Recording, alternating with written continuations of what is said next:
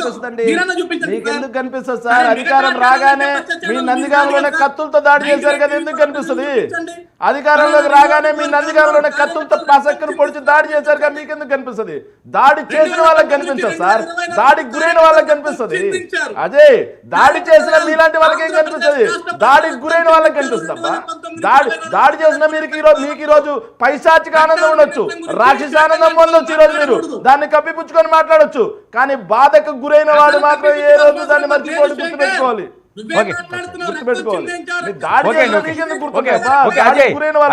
అజయ్ ఏంటి చిరంజీవి గారు ఏంటి జై జనసేన, ఆయన కూడా వస్తే మరింత బలం పెరుగుతుందా మీ కూటమికి? వర్మ గారు మంచిదే కదా, చిరంజీవి గారు ఒకసారి రాజకీయంగా అరంగేట్రం చేశారు, ప్రజారాజ్యం పార్టీ పెట్టారు. ఆ తర్వాత కొన్ని కారణాల వల్ల ఆయన మళ్ళీ పార్టీ నుంచి దూరం అయ్యాడు. తర్వాత ఆయన వ్యక్తిగత వ్యవహారాలు చేసుకుంటూ వెళ్ళాడు, సినిమాలు చేసుకుంటూ వెళ్తున్నారు. ఈ రోజు పవన్ కళ్యాణ్ గారు అద్భుతమైన స్థానంలో ఉన్నారు. ఈ రోజు కుటుంబ అండ లేకుండా పవన్ కళ్యాణ్ అయితే అడుగులు ముందుకు వేస్తున్నారు కదా. ఇప్పుడు చిరంజీవి గారు నేరుగా పక్కకు వచ్చి నించొని లేకుంటే జనసేన పార్టీలో ప్రచారం చేస్తేనే కాదు కదా.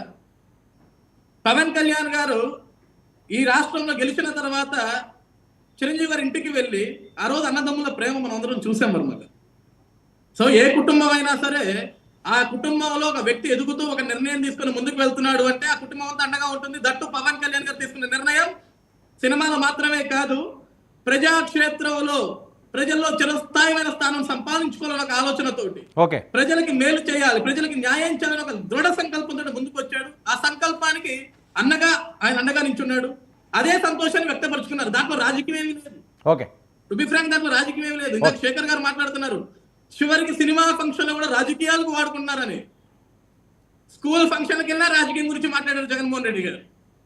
స్కూల్ పిల్లలకి సార్, అరే బాబు మీరు ఇలా చదువుకోండి, ఇలా చదువుకుంటే ఇలా బాగుంటుందని చెప్పరా, అక్కడ కూడా పవన్ కళ్యాణ్ ఇన్ని పెళ్లిళ్ళు, చంద్రబాబు ఎంత మోసాలు, లోకేష్ ఇది చేశాడు, ఇది జగన్మోహన్ రెడ్డి గారు స్కూల్ పిల్లలకు చెప్పింది. కానీ ఈ రోజు చిల్లర వ్యవహారాలు మాట్లాడేదానికి కూటమి ప్రభుత్వంలో లేకుంటే కూటమి పార్టీలో వ్యక్తులు లేరు ఎక్కడా కూడా. నిన్న కూడా చిరంజీవి గారు చాలా అద్భుతంగా ఏంటంటే ఆయన ఆనందం. ఇప్పుడు కిందన్న అభిమానులు పవన్ కళ్యాణ్ అంటారు, జనసేన అంటారు, ఆ సంతోషంలో వాళ్ళ తమ్ముడు గురించి మాట్లాడుతున్నప్పుడు ఆనందం ఉంటుంది కదా అన్నకి. ఇప్పుడు చిన్నప్పుడు ఆయన చేతుల మీద ఆయన భుజాల మీద పెరిగిన పవన్ కళ్యాణ్ గారు ఈ రోజు శిఖరంగా నించుంటే సంతోషం ఉండదా? సంతోషం వ్యక్తపరుచుకున్నాడు. దాంట్లో రాజకీయం ఉంది వర్మ గారు. రాజకీయం అని చూస్తే రాజకీయమే, సంతోషం అని చూస్తే సంతోషమే. వివేక్,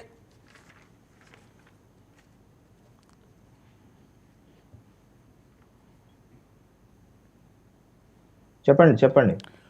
జై జనసేన అన్న ఒక్క చిరంజీవి గారి మాటతో అసలు అభిమానులు కోలాహలానికి అంతు లేదు అని పెద్ద ఎత్తున వాళ్ళందరూ కూడా ఫుల్ జోషిగా ఉన్నారు. ఆయన కూడా వచ్చేస్తే ఇంక అసలు తిరుగుండదు, జనసేన ఎక్కడికో వెళ్ళిపోతుంది అని.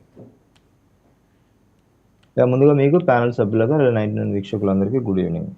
అంటే రాజకీయాల్లో ఎప్పుడు ప్రతిసారి అనుకుంటున్నట్టు రాజకీయాలు ఎప్పుడు ఆల్వేస్ డైనమిక్గా ఉంటాయి, మనం ఎప్పుడు స్టాటిక్గా ఉంటాయని అనుకోలేము, ఉండవు కూడా అలాగా. సో ప్రజారాజ్యం అనేది ఆ టైంలో ఆ టయానికి అది జరిగిన ఆ విషయాలు